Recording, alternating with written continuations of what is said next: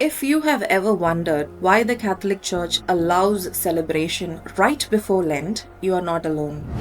On one side, there's Mardi Gras, which has food, color, gatherings. On the other, we have Lent, which has fasting, restraint, reflection. At first glance, it can feel contradictory, but it actually reveals something very thoughtful about how the Church understands human beings. To begin simply, Mardi Gras means Fat Tuesday. It's the day immediately before Lent begins. In English-speaking countries, this same day is often called Shrove Tuesday, a day traditionally associated with confession and spiritual preparation. So already we see two sides of the same moment. One name points to outward preparation, finishing rich foods before the fast, and the other points inward, getting the heart ready for Lent. It's not a season, it's not a command, it's just a transition point.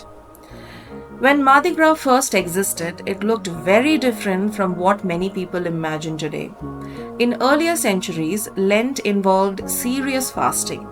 People didn't just give up a few comforts. Food itself was limited and life was physically demanding. So before Lent began, families used what they already had.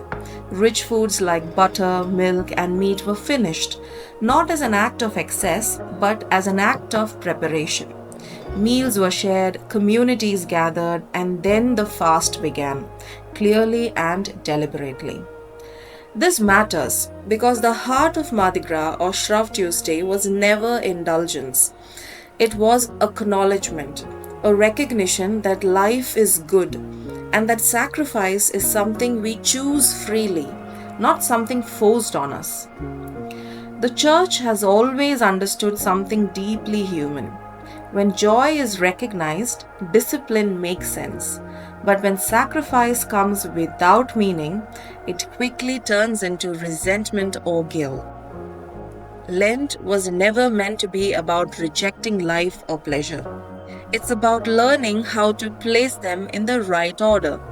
That's why Mardi Gras exists where it does, not as a contradiction, but as a doorway. Over time, though Mardi Gras began to change, culture kept the celebration but gradually lost the purpose behind it. And when meaning disappears, what remains can feel empty, exaggerated, or even uncomfortable. So if Mardi Gras has ever felt off to you as a Catholic, that feeling makes sense. It's not judgment, it's an instinct that something quieter and more intentional was once there. Today, the Church doesn't force anyone to celebrate Mardi Gras, and she doesn't forbid it either. She leaves room for maturity, conscience, and honesty. If someone chooses to mark it, it doesn't need to look loud or excessive. It can be simple, a shared meal, gratitude, a conscious pause before Lent begins, a moment that knows when to end. Because Lent doesn't begin with guilt, it begins with clarity. And when we understand the rhythm behind these seasons, the Catholic faith stops being confusing and starts feeling deeply human. That's not contradiction, that's wisdom.